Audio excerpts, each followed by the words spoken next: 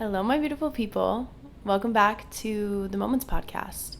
I was going to record this episode with Lisette and we were going to talk about college, but then I remembered that last week I promised you I was going to read you the little poem that I wrote. And it's not really a poem, like I'm not a writer, so don't come for me, but I had just been sitting and obviously going through my rut. You guys know I've been talking about it for like a month now, and I just started writing.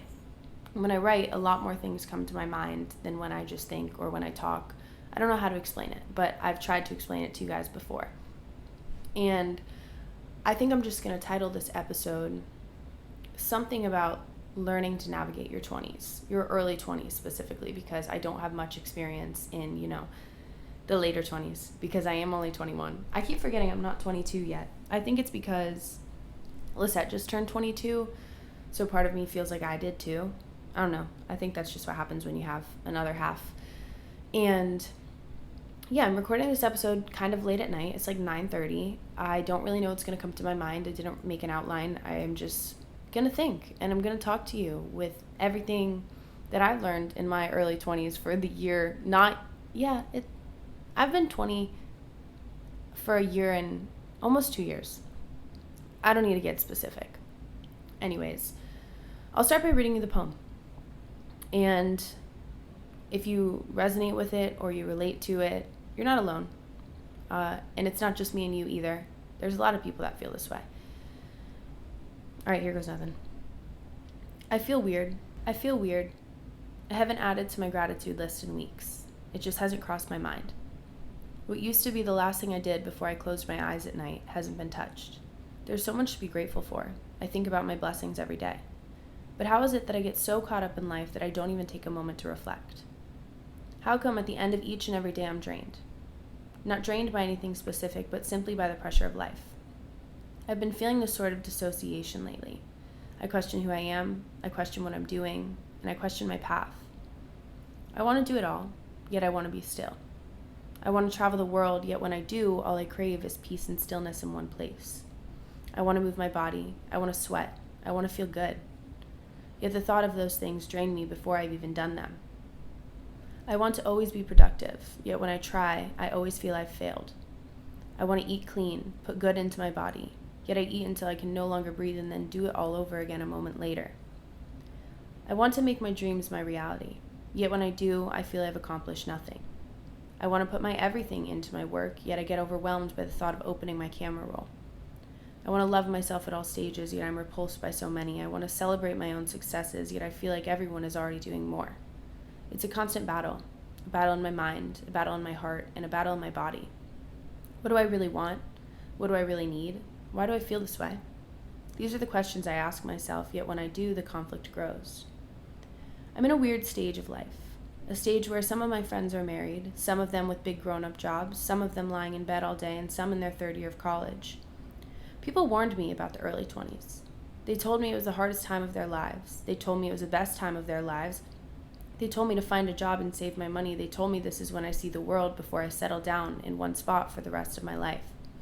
They told me this is when I meet the person I'll marry, and they told me to stay single and find myself. Which do I believe? How do I know who to become? Why does no one else feel these things? Does everyone else just feel okay? Or are we all struggling a little bit? I think the key is to keep following my heart, to sit with myself and ask myself what I truly love. What can I pour all of my energy into without emptying my own glass? What brings me joy in each day, and how can I do more of that? I simply need to remind myself that we're all on our own paths, and they're all meant to look a little bit different, and that's the most beautiful part. The key is to commit to what I love and take it one day at a time with slowness and gratitude. So yeah, that's what I wrote. It was pretty deep, and in the moment, it felt pretty deep for me to write it too. I had just been sitting with all these emotions for so long, and then they finally felt ready to come to the surface. So I just started typing. And that's something that I've noticed with myself, is that sometimes it takes me a really long time to process my emotions. And I won't be ready to write about what I'm feeling until a certain point. And I have come to the realization that when that point happens for me, when I am finally ready to dump everything that I've been feeling, is when my mind and my body are ready to take the shift, to take the next step, to move to the next season. And it's really cool. And I don't know if anybody else notices that within themselves too. But after I wrote that is when I decided to take my shift and to allow myself to move past that phase of life where I was questioning everything. And obviously, that's been easier said than done. It's a lot harder to talk that talk, or it's been a lot harder to walk that walk, a lot easier to talk that talk. But I do feel that I've been making progress. And I just kind of want to talk through that poem a little bit because I know so many parts resonated with so many of us. And I don't know. It's just hard. It's hard being so young and feeling like you need to have it all figured out. And we all kind of feel like we need to have it all figured out. But that's something that we all should work on letting go of at the same time. We are young. We are supposed to have fun. Life is, I'm constantly saying that life is short. But the reality is that we have our whole lives to figure out what we want to do. Obviously, there's issues we need to make money and we need to sustain ourselves, all those sorts of things. But for the most part, it's okay to spend time figuring yourself out. It doesn't have to be so rushed. And I was talking to my friend. I say my friend like you guys don't know her. I was talking to Meredith, and we were just kind of talking about how sometimes these, we call them existential crises, midlife crises, whatever you want to call them. They just happen. And I think that they happen because we're in a time period, in a point in the world where everything is posted online. We follow all of our friends online. We follow all of our, random people online. Think about TikTok. Think about your Explore page on Instagram, your Pinterest. We follow all of these random people, and we constantly are seeing what other people are doing with their lives. And obviously, as humans, we're going to compare. And I constantly get in my head with this feeling that I wish I could be in so many places at once. I wish I could clone myself 10 million times and be on the coast of Italy and also be at a football game at my old college and also be at dinner with my family and also be at the movie theater with my best friend or be bowling or be in Australia. There's a lot of places I want to be. There's a lot of times in my life that I wish I could go back to as well, but I'll dive deeper into that later. Let's take one thing at a time here. I want to be all these things at once. And when I'm feeling that way, I'm even more driven to compare myself, if that makes any sense. Like when I'm already feeling like I don't want to be in one place, I want to be in 10 places, when I see where other people are, I just tear myself apart that I can't be all of those places at once. I'm getting a little bit rambly with that part, but I just want to be someone who can remind you that you are right where you're supposed to be. And I know I give you this little spiel every couple episodes, if not every episode, but we all need to hear it and we all need to be constantly reminded of it. Right where you are right now is right where you're supposed to be. And I also go through this battle of is our path already created for us or is our path our own to create? And I think I've kind of found this place in the middle where I can understand that my path is made for me, but it's still up to me to follow that path and to do what I love and to keep chasing my passion. And I think that the one way we stay on our path that's made for us and created for us and the path that leads us to our purpose is to continue to do what you love and to continue to figure out what you're passionate about and to not change who you are for other people and to not change who you are to change the way that people perceive you. Going back to me wanting to be 10 places at once, I want to be 10 places at once to please different people. It's a strange concept. When I want to be the girl at college, it's to please everyone else my age and to be someone that they love. And then when I want to live in a van and travel the country, it's to please the people who like that. Is this making sense? The 20s are hard. Your early 20s are hard, and they're also really hard to talk about. Clearly, I can't keep my head on straight, but I'm doing the best that I can. And I'm just trying to think about that poem and not simplify it, but dig into it a little bit more, I guess, because through that poem, I kind of got my point across. But there's always more.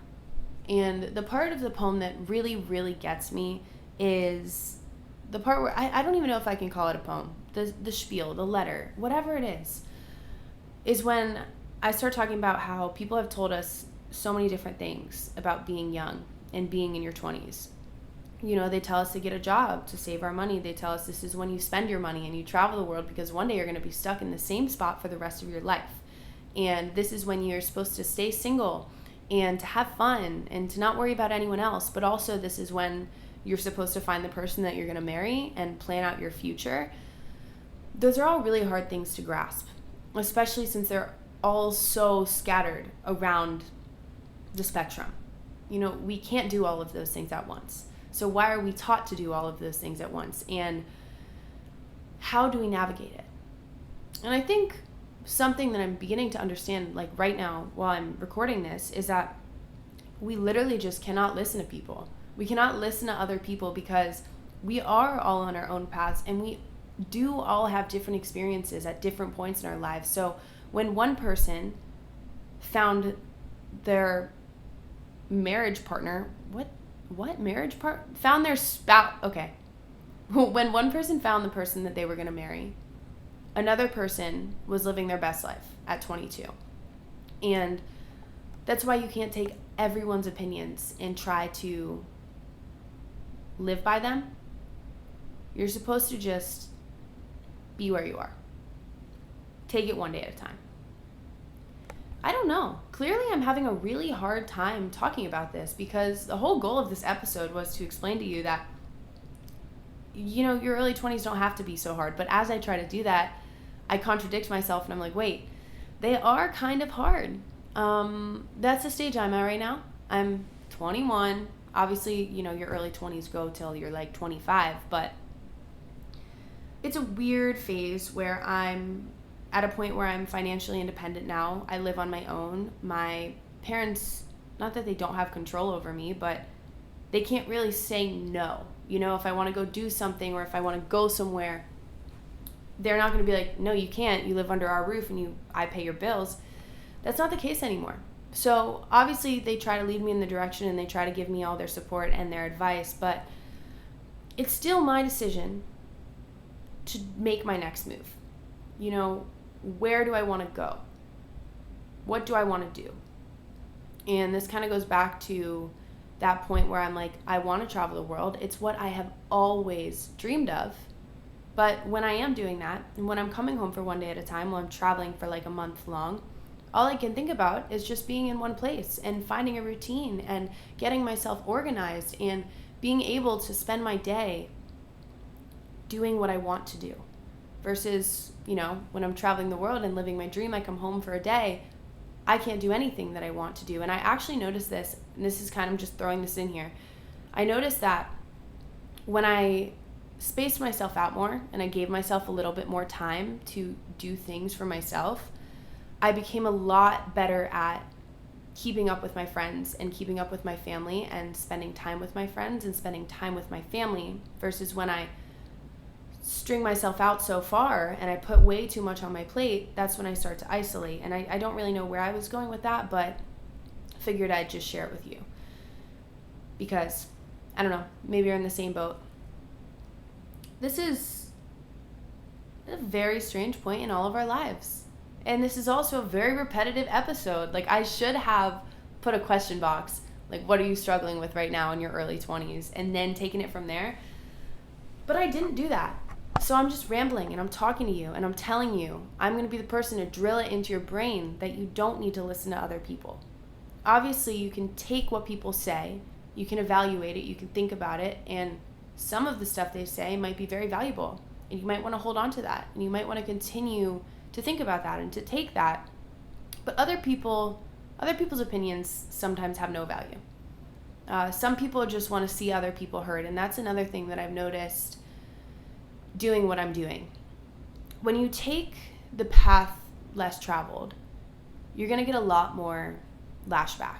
And I heard this quote one time. I forget who said it. I forget where I even saw it, but it was something along the lines of, it's always the people who haven't tried it that say it's impossible. And that is one of those that just kind of stuck with me forever. And if you're questioning if you should take a different path in life, if you're questioning whether you should go the risky route, I will always encourage you to do so. I will always say yes. And I've been saying this since I was 13 and decided to go become a yoga teacher. Everyone told me I couldn't do it. Everyone told me that it was stupid and that it wasn't going to get me anywhere, and it was dumb. And I was 13 and people told me that. And I did it. I got my certification, and then one of the first articles I was ever in was like the local newspaper. Wow, long time ago, I know. And in that newspaper, the news people had interviewed a different yoga teacher at a different yoga studio, asking like what their thoughts were on a 13-year-old being a yoga teacher. And she tore me apart. She was like, at 13, you can't understand the power. You just can't understand yoga. And that wrecked me for a little while. Honestly, I was like, this is so wrong and this is so cruel. I just put in all this work to learn all these things, and I finally found something I'm passionate about, and you don't even know me. And you can just say these things. It blew my mind. But ultimately, I think it's one of the things that pushed me further. Not that you should ever make it a goal to just prove people wrong, but in that moment, that's what I did. And I continued to just chase the passion, chase the dream, and now here I am with you guys. It always works out. People will always doubt you. When I first told my friends and family that I was going to move to Hawaii, they're like, no, you're not. To be fair, I do have like this not personality trait. I just have this trait where sometimes I do bail on the things I say I'm going to do. And I blame that on my type 7 brain. I'm always having new ideas. I'm always brainstorming new things. Anyways, I told them I was going to move there. They were like, no, you're not. Like, that's so dumb. Finish college at your college and then get a job. That's what they told me. That's what every adult told me. And I was like, no, you know what? I'm going to do something else. I'm going to figure out something else that works for me.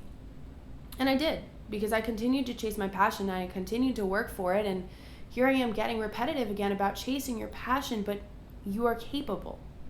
You are capable, and so many people are going to tell you that you're not. And it's because they don't want to see you succeed. It's because they're struggling with something on their own that they don't know how to resolve.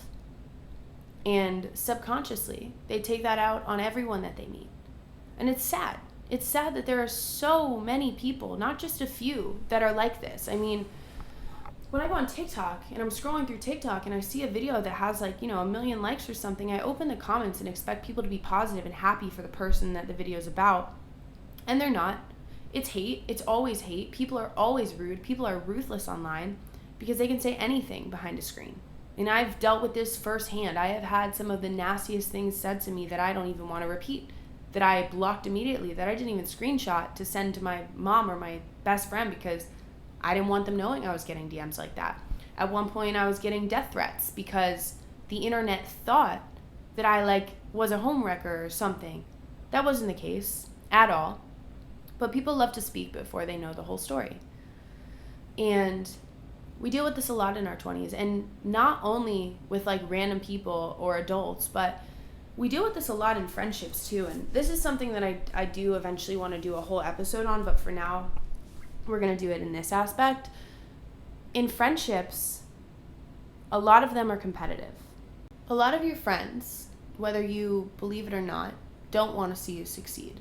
And I'm not sure why this is the case. I think it's just because everything and everyone has found this new side of competitiveness where they feel like they have to be better to be happy and to be successful. And when we're all at a point where we're figuring our lives out and we're trying to situate who we are and who we're becoming, I think a lot of people get really confused and they get really stressed. And if they're not winning, they feel like they're failing. But the thing is, there really is no winning and losing in life. I think that if you're doing what you love, you're winning. And the only case that you might be losing is if you're, a horrible person who wants to do horrible things with horrible intentions. But other than that, I think if you're grateful, and I think if you follow your passion, and I think if you do what you love with good intentions, I think that you're winning. I think that you're succeeding, even though I just said there's no winning and losing. There is winning. There's no losing. I think that's what I meant to say. I don't know. It's late. It's not even that late. Yeah, in friendships you deal with it a lot. And I I have dealt with this so much and so many times, especially recently. I've just noticed different things about different friendships. And I'm like, well, why does this person make me feel this way when I'm happy? And I really have to evaluate it. I have to take a step back. I have to distance myself from certain situations and certain people. And sometimes it's like the last thing that we want to do. But sometimes space is what heals. And some things are better from a distance. And the love grows fonder when you're apart. That's something I'm learning. That's something that my 20s have definitely taught me. And I don't know if you're in a similar situation or if you've noticed that, but I do want you to evaluate who you're surrounding yourself with in your early 20s. I mean, at all points in your life, but especially right now. Whether you're 16 or you're 25 listening to this, honestly, however old you are, this is something that I think we could all do, is evaluate who you're surrounding yourself with, because the 5 people you keep closest to you is who you're going to become. Therefore, if you're keeping 5 people who drain you, who don't make you happy, who tear you apart, who are doing bad things, if you keep those people around you, that's who you're going to become.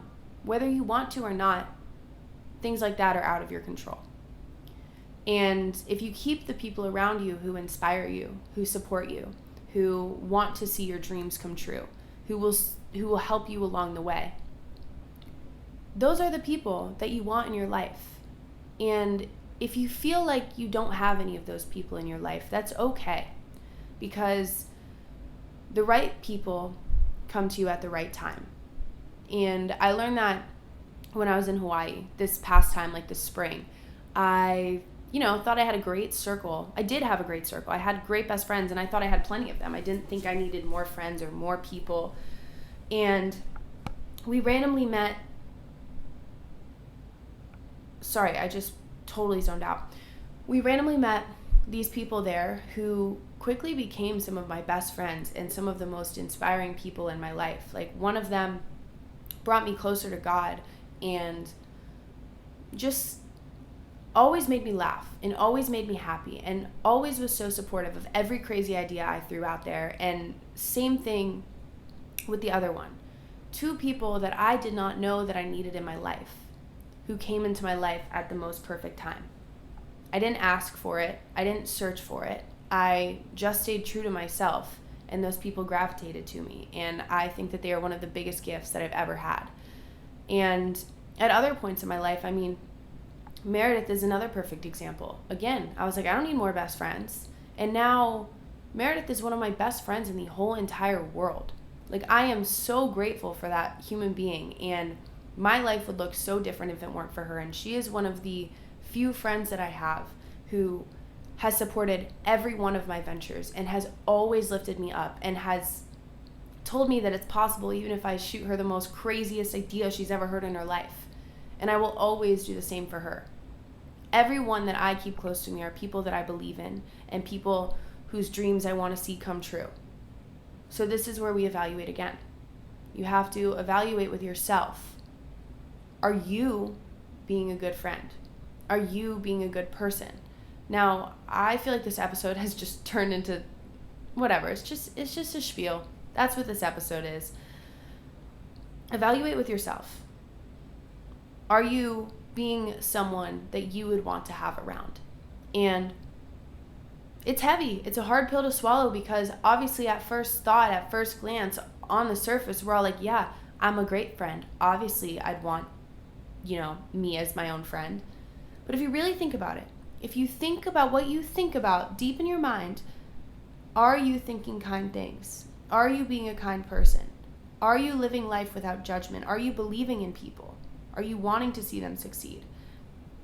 Because I feel that when you do this, you yourself will succeed a little bit more. And there's this other quote that has always stuck with me, and it's, if you can't clap for others, it'll never be your turn.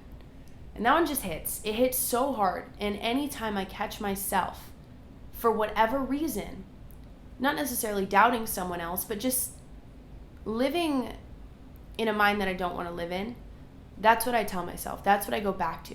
I go, okay, Lexi, take a step back. Can't we just be proud of other people and be excited for other people? And I talk about this in the poem a little bit. I think the only reason that we do that, the only reason that we doubt other people or we don't want to see them succeed is because we feel we haven't succeeded ourselves. And we don't have enough self-love and self-appreciation to be proud of where we're at. So we try to like put someone beneath us. If that makes sense, I hope it does. I don't know. Just some things on my mind. But moral of the story, I guess, is that after I wrote that poem, I really was able to release, and I was really able to let go of that. And I really found the piece of myself that I've been missing for a little while, which was just the piece that, or just the, what's the word I'm looking for? I realized that I was in control of my mindset, long story short. And I started to slowly shift things. I started to pull myself out of my own rut by reframing things that I was saying to myself in my head. If I would look in the mirror and be like, ew, you're so gross, you're disgusting, you are lazy and stupid and just a bum. That's what I would tell myself when I looked in the mirror.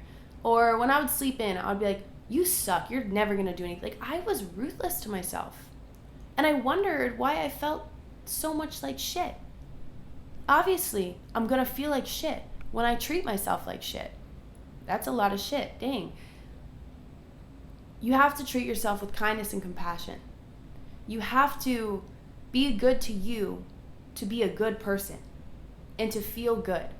And it really is as simple as that. Again, like I've talked about the past couple weeks of, talking about my rut. Sometimes you can't control it. Sometimes you're just going to feel good no matter how hard you try to hype yourself up. But for the most part, when you continue to do that and be kind to you, even when you're struggling and even when you're being a little bit lazier, you're doing a little bit less with your day, you're not as focused on your dreams and goals. If you're still kind to you and you still give yourself grace and patience, you will move out of it quicker and it won't last you nearly as long.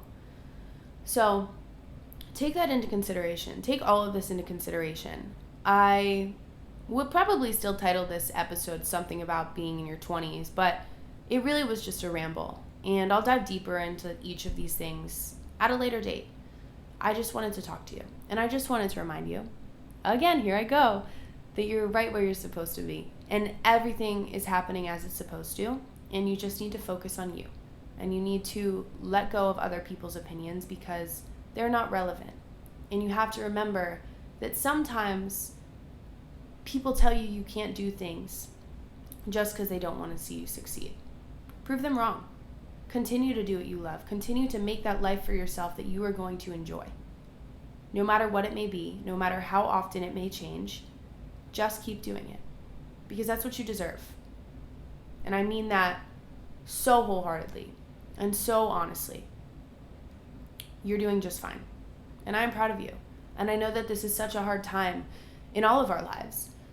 But we're all going to get through it. And we're all going to figure it out. And we're all just going to do a little bit more. Where am I going with this? Make it a goal to do a little bit less comparing. And a little bit more loving. And a little bit more appreciating. And a little bit more just being a good person. And you'll notice that that will make you feel better. The days that I do good for other people are the days that I feel the best about myself. And I don't know why that is, but it's a good thing, right? Like, if we're all doing good, this is something that they told me at Miraval. The chef guy who was teaching me about food also taught me this life lesson. So cool. He said that he likes to help other people because it's like a ripple. What did he say? It's like dropping a stone in a river. And when you do good for someone else, it makes a ripple. And then that person will take that good and do the same for someone else. And it leads into this just constant ripple of goodness. That's not how it went at all. I think I just pulled that out of my butthole. But you do get the idea. So that's that on that. Be good, do good, feel good, love yourself, trust yourself, be patient with where you're at. And I think those are all of the things on my mind. That's about it. And next week I will be recording the college episode where I'll talk about my college experience versus Lisette's college experience because they were so different for both of us. And then obviously just answer any questions that you guys had. And I don't know, just talk about college, because it can be hard for a lot of people. It can be easy for other people. Again, we're all different. We're all on our own paths, and we're all figuring it out. But it never hurts to hear two different perspectives about the same time period, you know? It's just a good reminder that, I don't know, what am I saying? I'm going to go now. I'm going to end this here. But if you haven't already, I do want to remind you guys to go follow the Moments Pod on TikTok and on Instagram. I've been getting better at posting on there consistently, and I also am working on making a new website. How fun is that? I also had this idea that I'm going to have pages on the website, obviously a shop page and a podcast update page and then a home, whatever. I'm going to make a page that is just a mind dump page. So it's just going to be this text box, and I'm going to have a little spiel up there like dump your mind, dump what you're feeling, and you're going to anonymously write down whatever's on your mind, and it'll send to my podcast email. Again, it's anonymous, so you won't have to worry, and I'll take things from there to talk about on the podcast. And not even just that. That's not even the reason I'm making the page. I'm making the page for you to just dump your whole heart into, because sometimes some feelings are so strong and powerful that you don't want to write them down, and you don't want to type them because you don't want them to exist you don't want to have to see them again. So I want this to just be a place for you to write what you're feeling and be able to completely release it because it's gone. You know? I thought it was a cool idea. Thought I'd share it with you. And merch 2 designs, they're coming, they're happening, and I'm really excited about them. And again, great, big, exciting things for this podcast and for the future of Moments, and for us, you guys, my little family and my best friends in the whole wide world. And I couldn't do any of it without you. So I love you. And if you haven't, go rate, subscribe, follow. I don't know how all of this works, but I think you can rate the podcast on Spotify. Leave a review. You're all angels. I'm grateful for you. And I will talk to you again soon. Bye.